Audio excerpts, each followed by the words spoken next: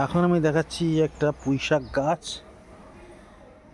আমার লাঠি দিয়ে বেঁধে রেখে উঁচু করে দেওয়া হয়েছে। আর একটা পুঁইশাক গাছ ওইদিকে রয়েছে, সেটাও লাঠি দিয়ে বেঁধে তুলে দেওয়া হয়েছে। এই গাছগুলো ঠিক একই প্রকার মাটি, এরকম মাটিতে একই প্রকার মাটিতে ভার্মি কম্পোস্ট, তারপরে খোল, সর্ষের খোল গুঁড়ো, তারপরে এর মধ্যে পাতা পচা সার দিয়ে এই মাটিটা তৈরি করা হয়েছে। মাটি তৈরি করে সেখানে পুঁইশাক লাগানো হয়েছে। পুঁইশাকগুলোর গ্রোথ ভালোই, আশা করছি আরও আছে এখানে পুঁইশাক।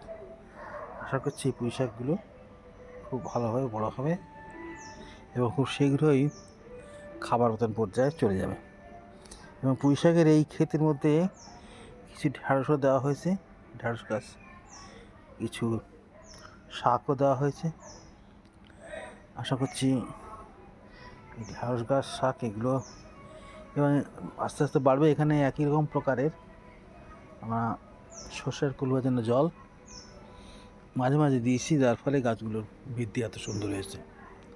আমি আশা করছি এই গাছগুলো আরও অনেক বড় হবে এবং তার থেকে আমরা ঢ্যাঁড়সও পাবো, পুঁইশাকও খেতে পারবো। খুব শীঘ্রই পেতে পাবো। এখানে পাশাপাশি লঙ্কা গাছও দেওয়া হয়েছে।